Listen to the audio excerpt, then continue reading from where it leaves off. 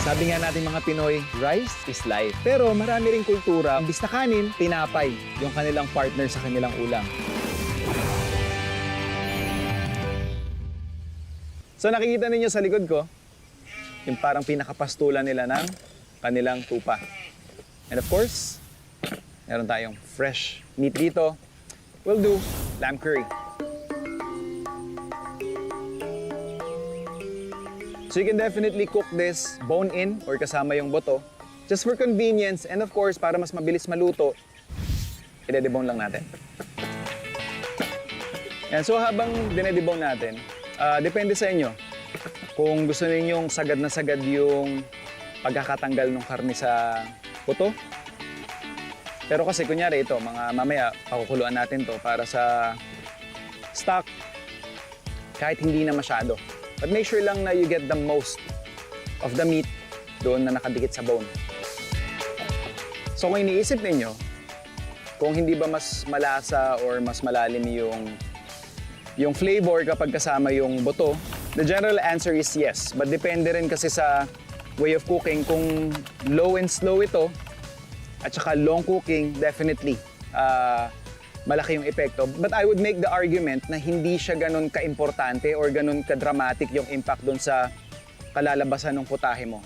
So, if you're aiming here like sa ginagawa ko ngayon for convenience, para mas mabilis maluto, boneless or deboned is definitely the better choice. But if you want more flavor, tapos yung type of dish na gagawin mo is more on stew, then yeah, definitely bone-in is something you might opt to go with.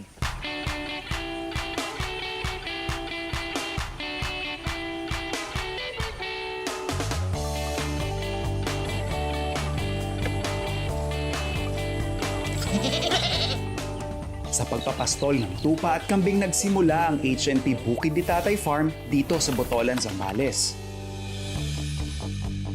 Kalaunan, pinasok na rin nila ang pag-aalaga ng mga manok. Malakas naman ang kita sa itlog eh. Kasi ang itlog, everyday, nangingitlog ang chicken. Minemaintain pa rin namin yung pure breed. Pero tinatry namin mag-cross kasi gusto namin makuha pinakamalaking egg na pwede namin ma-produce.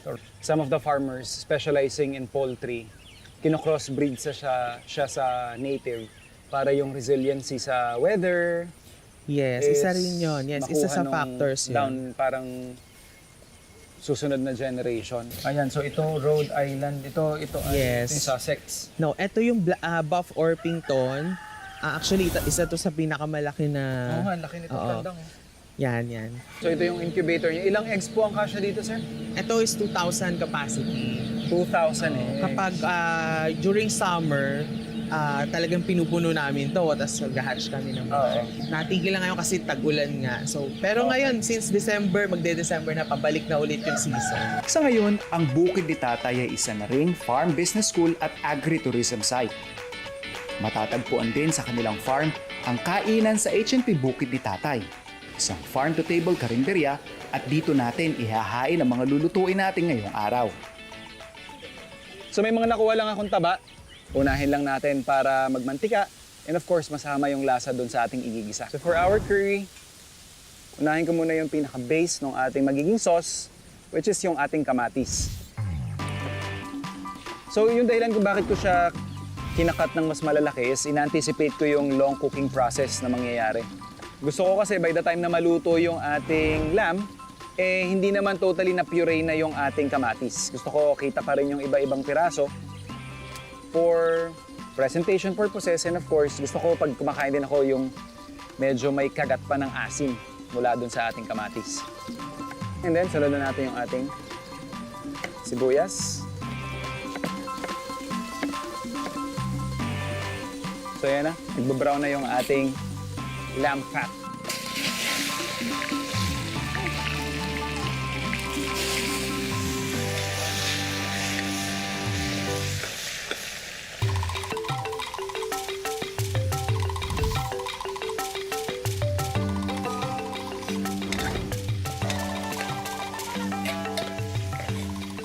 And sama na rin natin yung ating karne sa sangkutsa.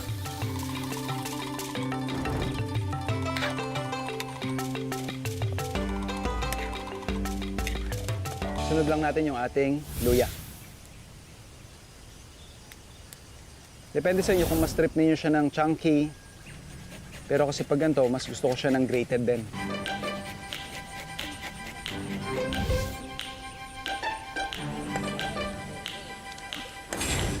And to finish off yung ating building of flavors na proseso, ilalagay na natin yung ating turmeric, yung ating cumin powder, and curry powder.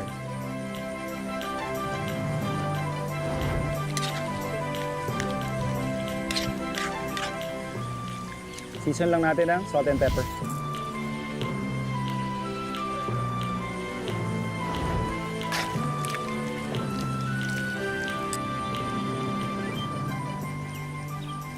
So habang nagsasama-sama yung flavors na nilagay natin, bibigyan lang natin to siguro more or less at least 1.5 hours. Tapos babalikan natin para ma-check kung kamusta na yung consistency ng ating karne.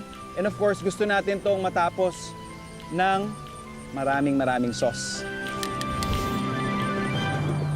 Habang pinalalambot natin ang lamb curry, gawin naman natin ang kapares nito. Sabi nga natin mga Pinoy, rice is life. Pero marami ring kultura o ibang bansa na imbis na kanin, tinapay yung kanilang partner sa kanilang ulam. So yun yung gagawin natin, isang mabilis na garlic naan. Food Explorers, ang naan ay isang uri ng tinapay na matatagpuan sa cuisine ng mga kapitbahay nating bansa sa Asia. So yung first ingredient natin, which is yung pinaka main dry ingredient natin, is yung ating all-purpose flour. Kung meron kayong bread flour, pwede nyo rin gamitin yon. And then, gagawa lang tayo ng parang well sa gitna. We'll just add in some sugar. And then yung ating water. Pwede kayong gumamit ng gatas dito. Tutunawin ko lang yung pinaka-asukal natin. And then we can add in our yeast. So mapapansin niyo sa dami ng yeast na ginamit natin, medyo mabilis itong tinapay natin na ginagawa. Mabilis mag-rise kasi mas marami yung kakain doon sa pinaka-starch or sugar nung ating harina. So mimix lang natin to. And of course, again, for flavor, we'll just add in some salt. And ininid lang natin siya or imamasa.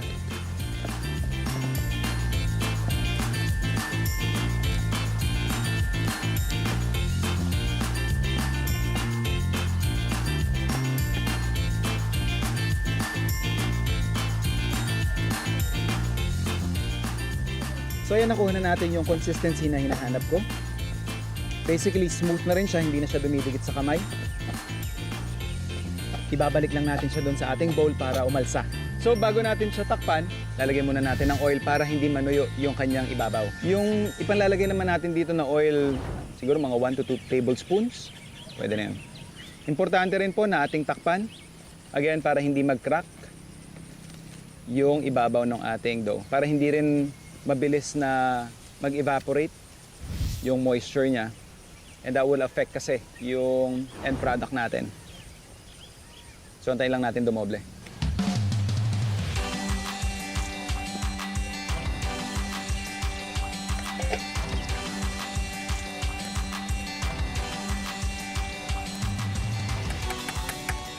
So ayan. More than an hour na natin siyang gently simmer. And yung ating dough, kung mapapansin ninyo, nagdoble na rin siya. So at least yung naan natin, ready na by the time na matapos natin to, definitely pwede na rin nating i-plate yung ating pinaka-meat dish. And syempre, para mas masarap yung ating naan, gagawa tayo ng pamahid na garlic butter. In a way, we're melting it.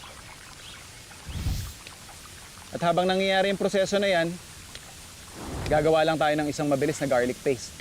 So for our garlic paste, again, literal, dinikdik lang to or minash. So there are a lot of ways that you can come up with this kind of ingredient. First is, of course, almirez. Dikdikin natin, siya nating ihahalo. Or kung meron naman kayong grater, kagaya ng gagamitin ko ngayon, mabilis na mabilis lang din yan para makuha natin yung parang puree-like consistency. And kung wala man kayong almeres at saka grater, ito yung pinaka last siguro na isasuggest ko sa inyo is i-mash siya gamit yung inyong kutsilyo. So yeah. So we have here yung mga tira-tira nating bawang. Let's just add in some salt. Yung salt would actually help mash yung ating garlic. So yeah.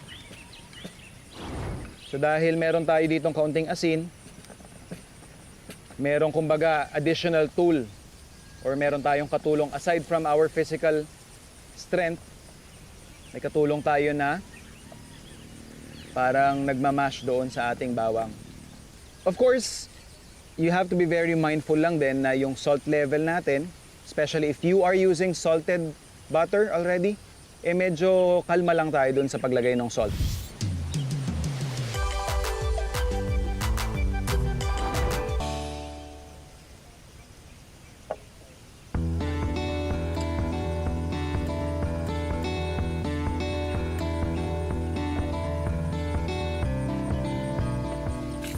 So kukuha lang tayo ng portion.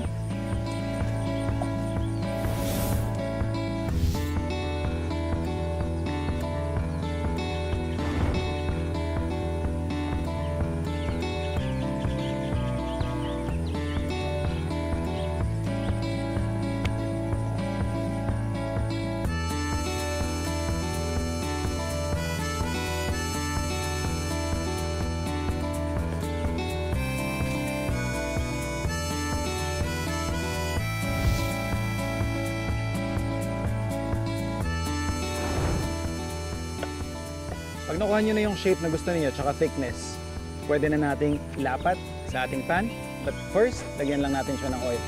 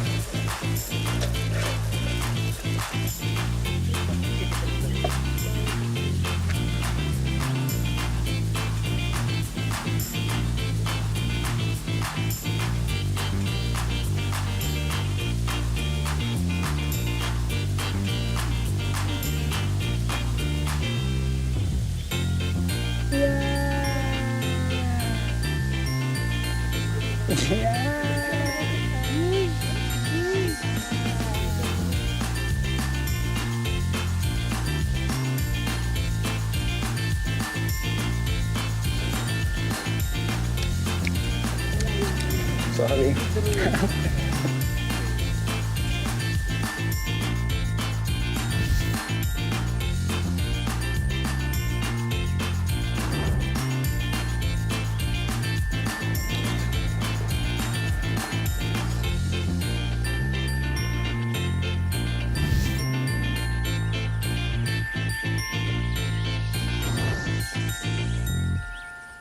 And yan, pandagdag natin doon sa kinukumpleto nating menu para doon sa ating Karinderya series is of course an ingredient na galing mismo dito sa farm. Gagamit tayo ng black Australorp and we'll make black pepper chicken and garlic rice. So we have here yung kanilang black Australorp. I-debone ko lang yung ating chicken. So makikita ninyo, pakita ko lang na kung gaano kataba yung kanilang manok. Kung makapapansin nyo yan, ito yung mga panalong piraso para sa inyo mga chicken oil sa bahay. Yan o. And yan. Makikita nyo rin yung bahay itlogan niya.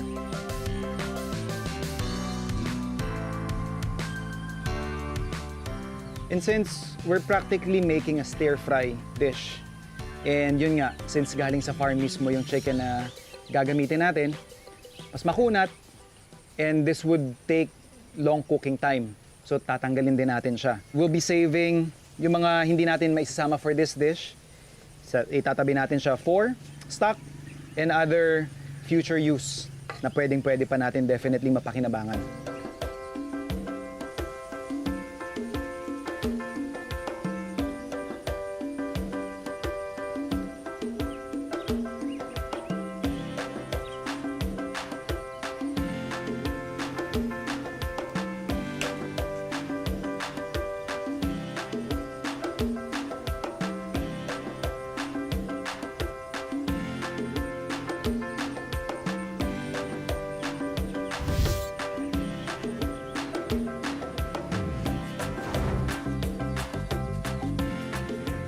We're just gonna season this with salt and pepper. And of course, yung ating turmeric. And yung ating cornstarch.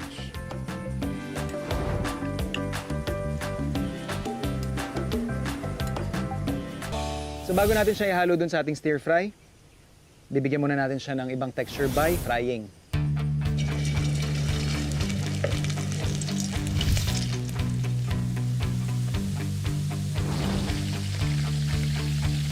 So habang nagre-relax yung ating mga chicken bits sa gilid, atin ang igisa, yung ating sibuyas.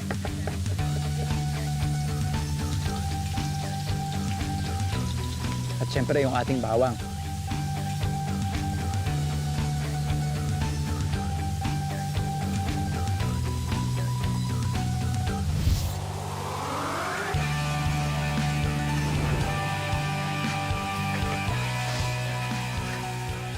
So mas marami yung tubig, hindi ito yung normal ratio ng slurry natin. Mas marami yung tubig versus sa cornstarch.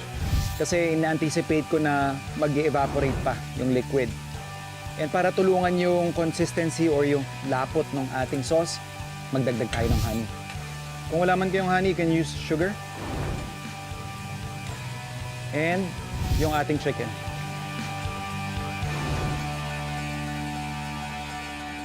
Habang pinagsasama-sama natin yung flavors nung ating chicken at saka yung parang pinaka-sauce natin, ire-ready ko na yung ating gulay. So hihiwalay ko lang yung pinakatangkay kasi yan yung mga medyo mas matagal maluto kumpara dun sa pinakadahon.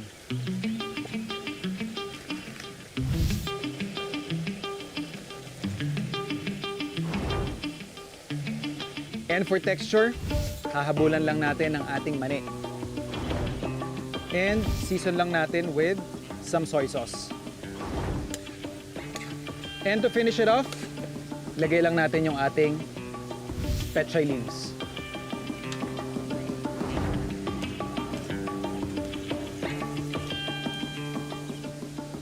Siyempre, hindi makukumpleto ang putahing ito kung wala ang mainit na sinangag.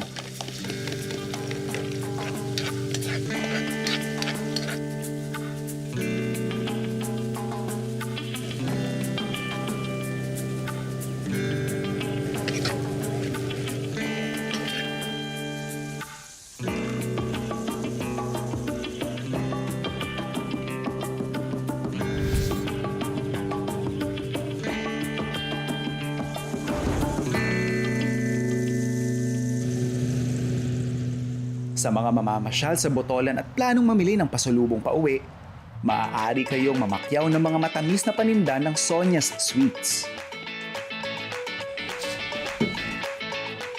Pinapasok nila kami sa loob ng kanilang tindahan at ipinakita nila sa amin kung paano gumawa ng candy na gawa sa linga o sesame seeds.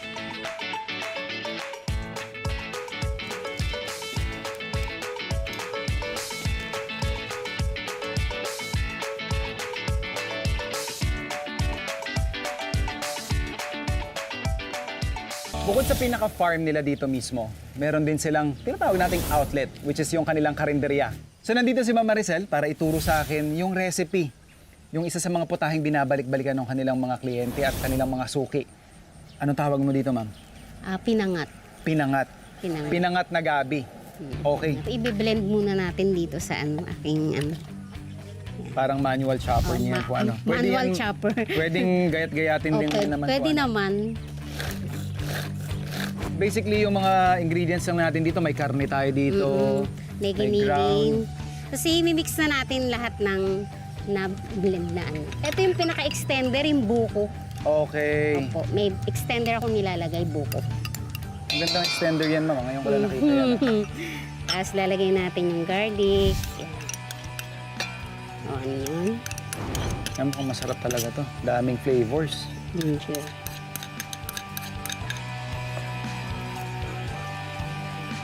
Sige, Ma'am. Ito na sumunod sa ating salt. Salt. Marami.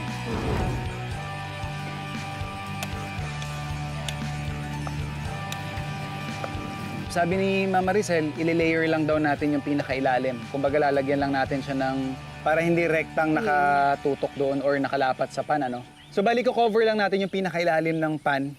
enough stems para lang magkaroon ng layer or protection yung ating mga ilalagay na binalot sa gabi. So babalutin na natin siya, tapos ma'am, may sinasabi kayo sa akin, O, yung dahon, Tatlong dahon siya, magkakapatong. magkakapat. Ayan, bakit po? Kasi pagka manipis, Para hindi rin mapunit. hindi mapupunit. Magdagan ng konti. Ganyan lang siya. Fold. Okay. Tali na po.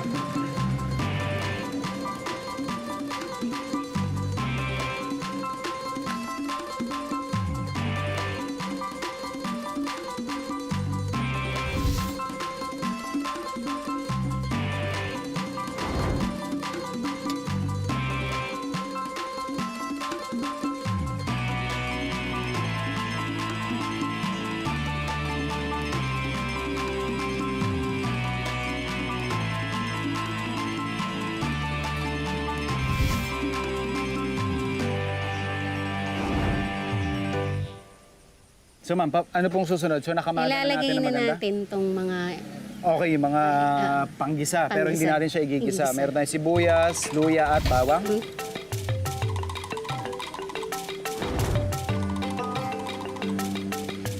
Ilalagay naman natin yung ating pangalawang piga. Tapos, i-finish natin siya. Siyempre para mas pagbigay pa ng dagdag krema, yung sarap linamnam is yung takang gata. Yung asin.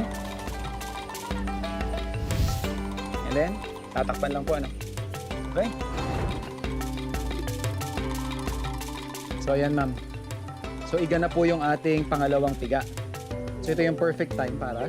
para ilagay ang shrimp stock. So, yung shrimp stock natin, makikita nyo.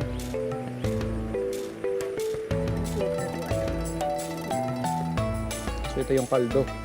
Ano yan? Mula sa ulo, ma'am, ng kwan? Ulo ng hipon. Tapos, isusunod ko na rin po yung Kakang gata. kakang gata.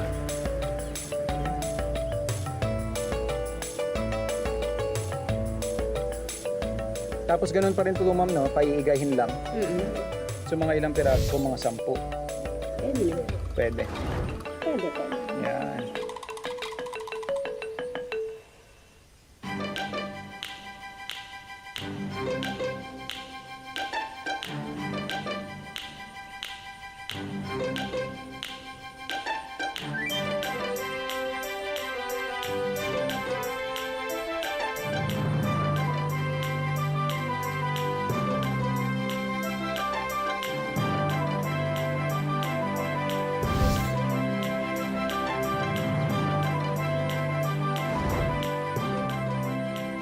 Ngayong handa na ang lamb curry and garlic naan, black pepper chicken with garlic rice, at pinangat ni Ma'am Maricel, binuksan na namin ang kainan para sa aming mga gutom na bisita. Wala pa ring tatalo sa linamnam na pagkain ikaw mismo ang nagtanim, Wala pa kayo nito. nag-ani, Tikman na rin yan. at nagluto. Yung chicken, opo, yung manok natin. Pero mas lalo itong sumasarap kapag nagsasalo-salo tayo na pag-aangin ang hirap ng Ayun na pagsasaka. po. Sir, Kaya naman saludo kami sa collaborative farming concept na pinasinayanan ng bukid ni Tatay. Dahil ang kanilang pagbabahagi ng kaalaman at training sa kanilang kapwa magsasaka, sa mga darating na araw ay hahantong ito sa iba pang farms na tutugon sa kabuhayan ng future farmers. At pakikinabangan nating lahat. pwede siguro at first, akala mo mababawasan ka ng market, but in the end, mas lumalaki. Habang lumalaki pala yung community, mas nakikinabang kayong mga nag-uumpisa ng mga ganitong movement, ano?